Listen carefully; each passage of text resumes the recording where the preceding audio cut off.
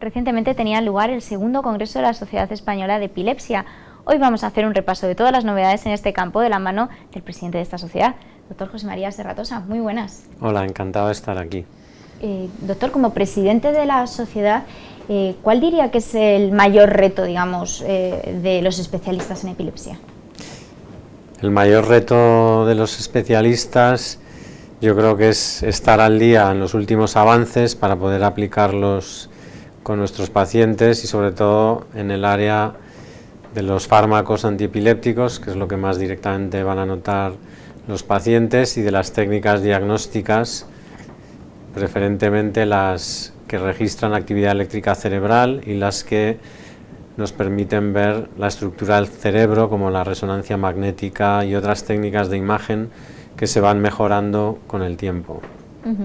¿Es un campo, digamos, en el que se está avanzando notablemente en los últimos años?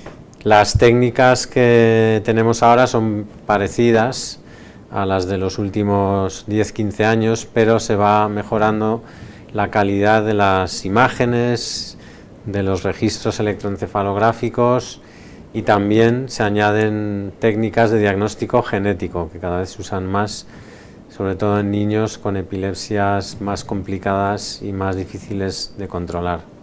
El uso, por tanto, de la neuroimagen para lograr un diagnóstico, ¿no?, adecuado y quizás temprano en estos casos concretos, ¿no? Claro, el tema es que muchas epilepsias son debidas a lesiones que pueden ser grandes o pueden ser muy pequeñas. Para detectar las lesiones muy pequeñas necesitamos aparatos que nos permitan ver el cerebro por dentro con mucha definición y mucha calidad. Estos aparatos son o bien de resonancia magnética, los más difundidos, o de detección de metabolismo cerebral, como la tomografía por emisión de positrones. Y lo que vamos consiguiendo con el tiempo es aparatos que son la misma técnica pero con mucha mayor definición y nos permiten ver lesiones ya muy pequeñas. Siempre se ha comentado además que un buen diagnóstico es clave, ¿no?, para el tratamiento en este campo. Claro, hay lesiones muy pequeñas que siempre comento que parece mentira que una lesión que es como un puntito, casi más pequeña que un garbanzo, puede amargar la vida de un paciente. Y estas lesiones, si se quitan mediante la cirugía, si se resecan, pues pueden dejar al paciente libres de crisis. Esto es un poco por el campo por la parte de la neuroimagen, pero también comentaba que hay avances farmacológicos en los que hay que estar al día, ¿no? ¿Cómo está evolucionando de alguna forma el tratamiento? ¿Va hacia tratamientos más cómodos, adaptados al día a día del paciente, a mejorar la calidad de vida? Los últimos tratamientos que van saliendo al mercado suelen ser tratamientos más cómodos de tomar, con 2 o incluso 1 toma al día y con menos efectos secundarios. Algunos de ellos también tienen mecanismos de acción a nivel del foco epiléptico o de todo el cerebro, en caso de epilepsias generalizadas, que son novedosos y que al complementarse con otros fármacos más antiguos, pues pueden dejar al paciente libre de crisis. ¿Alguno de esos mecanismos novedosos que se puedan mencionar y que hayan también salido, os hayan mencionado en el Congreso de la Sociedad? Pues sobre todo son fármacos que actúan a nivel de vesículas sinápticas, de receptores postsinápticos de glutamato y en el futuro lo que queremos es que haya fármacos que no actúen solo sobre las crisis, y eso es probable que se consiga, sino sobre el proceso epiléptico, que es otra cosa, es el desarrollo del foco, no es solo el momento de la descarga aguda en la crisis. ¿Se ha avanzado en estos últimos tiempos algo en farmacogenética o en estimulación cerebral profunda? Porque son campos que quizás están todavía ahí bastante aparcados, ¿no? No sé si en el Congreso se habló algo de este tema. En el campo de farmacogenética, del que siempre se ha hablado como una panacea para poder seleccionar el mejor fármaco para cada paciente, se ha avanzado poco. ¿Por qué? Pues porque El responder o no a un fármaco es un proceso complejo que depende de muchas variables y de muchos procesos en el hígado, en el intestino, en el cerebro, y es por lo tanto multifactorial. Por lo tanto, no es siempre todo además genético, puede haber pues cambios de otras enfermedades, de la alimentación, etcétera, que afectan cómo un fármaco controla o no las crisis en cada persona. En ese campo pues se ha avanzado poco porque es un área complicada. Faltan biomarcadores, por tanto, ¿no? Sí, de momento no se puede en general adivinar qué fármaco va a ir mejor a cada paciente con un test genético. Me faltaba la otra parte de la estimulación cerebral profunda, que le comentaba algo antes, que no sé si se ha avanzado también algo o sigue también siendo una técnica más bien pues estancada, ¿no?, en este sentido. Bueno, las últimas técnicas más novedosas en estimulación cerebral son del tipo estimulación cerebral externa, a través de nervios que van debajo de la piel y que están muy accesibles para estimular mediante unos electrodos, bien a nivel de la frente, del trigémino, o bien a nivel de la oreja, donde pues mediante estímulos repetidos, periódicos, pues se está viendo que en algunos pacientes obtienen respuestas similares a las que se obtienen con estimulación dentro del cerebro o en contacto directo con un nervio, como es el nervio vago. ¿Qué pacientes serían susceptibles de utilizar esas técnicas? Bueno, estas técnicas todavía no se conocen qué pacientes en particular pueden ser más útiles. Las que más se están utilizando son la estimulación del nervio trigémino, que necesita todavía algunos estudios aleatorizados para conocer su efectividad, y la estimulación vagal a través de una rama del nervio vago que está en el pabellón auricular. No sabemos qué tipo de pacientes van a responder mejor, pero en la estimulación del nervio vago, que se hace de forma interna, colocando un electrodo en el nervio vago izquierdo, y después de más de 20 años de utilizar esta técnica, tampoco se sabe en qué tipo de pacientes va a ir mejor el tratamiento. O sea, que son muchas veces estudios que requieren muchos pacientes y complicados de hacer. Uno de los temas que se trató durante el Congreso fue una charla, una conferencia sobre las manifestaciones motoras de las crisis. ¿Qué se comentó? La conferencia fue dada por una eminencia en el campo de la epilepsia, que es el profesor Tassinari de Bolonia, y nos presentó 3 tipos diferentes de manifestaciones motoras de las crisis. Manifestaciones motoras simples, que son movimientos muy simples, de flexión o extensión de un brazo, una pierna. Manifestaciones motoras de tipo automático, que ya son un poco más complejas, pues del tipo tocarse una pierna o la ropa, o masticar o chupetear, o pedalear, por ejemplo, también.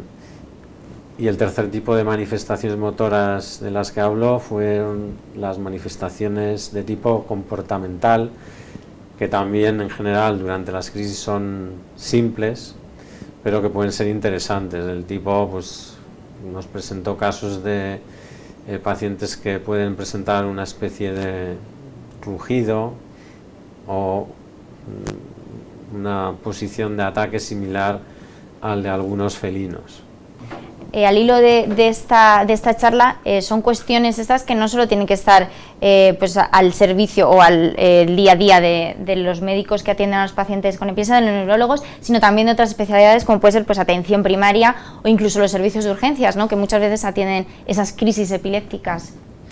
Efectivamente, hay que conocer los movimientos que se pueden realizar durante las crisis de epilepsia, las manifestaciones motoras, que es de lo que nos habló el profesor Tassinari, y hay que saber que en general las manifestaciones motoras durante las crisis epilépticas son bastante sencillas. Son movimientos simples de mover un brazo, una pierna o la cara, movimientos más automáticos que pueden ser pedalear, tocarse la ropa o pues un objeto que haya en una mesa, o manifestaciones del tipo de comportamiento pero simples y repetidas, como puede ser pues adoptar una posición algo extraña de agresividad puntual, una postura única. Los comportamientos más elaborados y por tanto las agresividades que pueda haber durante las crisis son excepcionales. En ese sentido también hubo una conferencia, una charla o bueno, una presentación dedicada a un tema que genera un poco de controversia también en el día a día de la práctica clínica, que es estatus epiléptico, ¿no? ¿En qué consiste exactamente esta circunstancia? Sí. El estatus epiléptico es un estado de crisis epilépticas que se alargan mucho en el tiempo o que se repiten una tras otra sin que el paciente se pueda recuperar entre las repetidas crisis. En estos casos, pues depende de si tenemos un estatus generalizado tónico-clónico, convulsivo generalizado, o un estatus focal, tenemos que actuar más o menos rápidamente. La mayoría de los estatus son focales, por lo tanto, en muchos casos no hay que ser tan agresivos como a veces estamos siendo. Se puede esperar a ver la respuesta de fármacos antiepilépticos hasta 1 hora. Mientras que en el estatus generalizado tónico-clónico hay que ser mucho más rápido y actuar más o menos a los 5 minutos de convulsión continuada. Con lo cual en la atención pues de un paciente que tiene una crisis en el servicio de urgencias, pues hay que también tener esa especie de conciencia, ¿no?, de lo que está sucediendo para no aplicar técnicas que pueden ser luego perjudiciales para los pacientes. Exactamente, ¿no? Hay que evitar, sobre todo en pacientes, como decía, con crisis focales que se repiten, pues tratamientos agresivos, porque muchas veces en estos pacientes con la infusión de un fármaco antiepiléptico y la espera de media hora, 1 hora, controlamos al paciente. Comentaba también antes que habitualmente las crisis de epilepsia no cursan con violencia, pero sí puede suceder que haya fármacos antiepilépticos que produzcan, ¿no?, esas crisis de violencia. Creo que también ese es otro tema del que se habló en el Congreso. Exactamente, el profesor Brody de Glasgow habló de la agresividad durante las crisis de epilepsia, que es excepcional. Básicamente, durante una crisis de epilepsia no hay violencia, no hay ataques violentos. Y entre crisis, durante la vida, digamos, diaria, sí que puede haber problemas de agresividad que suelen estar producidos por fármacos que en algunos pacientes dan lugar a conductas, digamos, de irritabilidad y agresividad, por lo que hay que estar muy pendientes de dar estos fármacos en pacientes que ya han tenido comportamientos agresivos o que están a veces en edades donde pues puede haber, digamos, más agresividad o más, digamos, situación de estar enfadado o de no estar conforme. Además, el adecuado tratamiento y el control, ¿no?, del paciente también contribuye a que no haya una estigmatización por parte de la sociedad con esta enfermedad, porque quizás todavía está un poco, digamos, en la sociedad no se entiende muy bien muchas veces la epilepsia, no se sabe cuáles son los síntomas, si hay agresividad, si no, se confunde muchas veces, ¿no? Exactamente, estos temas van quedando cada vez más claros porque se hacen muchas reuniones cada vez más en colegios y con asociaciones de pacientes, y yo creo que sí se va avanzando en ese campo bastante. Hay muchos pacientes con epilepsia, básicamente más de la mitad, que hacen una vida completamente normal y que pues yo creo que cada vez tienen menos problemas de estigmatización. ¿Hay suficientes recursos hoy en día en cuanto a especialistas en el abordaje de esta patología en nuestro país? Bueno, si nos comparamos con otros países europeos en cuanto a número de especialistas, no estamos mal. El problema es la dispersión de los especialistas. Mientras que en Francia, Italia, Alemania, Reino Unido disponen de unidades donde trabajan pues 20, 25 especialistas en epilepsia, en España tenemos más unidades, pero unidades donde trabajan pues 2, 3, 4 o 5 especialistas. Ahora mismo pues este tipo de unidad es muy poco útil porque pues no resuelve la totalidad de los problemas. Por un lado, están muchas veces los centros de epilepsia saturados porque pues, muchos problemas se cronifican, y en cuanto a la investigación, pues no se puede hacer una labor investigadora en un grupo de 5 personas como se puede hacer en un grupo de 20, 25 o 30. Me imagino que esta dispersión también influirá en que haya diferencias o falta de equidad en el abordaje de la patología dependiendo de la comunidad autónoma e incluso de la región o el hospital donde se esté, ¿no? Exactamente, según la comunidad autónoma donde vivas en España y dentro de esa comunidad en qué ciudad vivas, puedes tener una atención excelente o una atención, digamos, más media, sin especialistas en epilepsia. Y esto pues produce bastante, digamos, desigualdad en el sistema. Lo ideal sería, como en muchos países de Europa, que tú puedes ir dentro de tu país al centro que tú o tu médico contigo elija. Entonces imagino que la sociedad apuesta, ¿no?, por subsanar este problema que ahora mismo está en el sistema. No sé si había alguna propuesta o se plantea plantear algo de cara al Ministerio en este sentido o alguna comunidad autónoma. Nosotros desde la Sociedad Española de Epilepsia iremos planteando a las administraciones estos problemas para que pues pueda haber por lo menos 2, 3 o 4 unidades multidisciplinares de epilepsia en España similares a las que hay en otros países europeos. Pues doctor Serratosa, muchas gracias por habernos acompañado en Salud TV. Gracias a vosotros.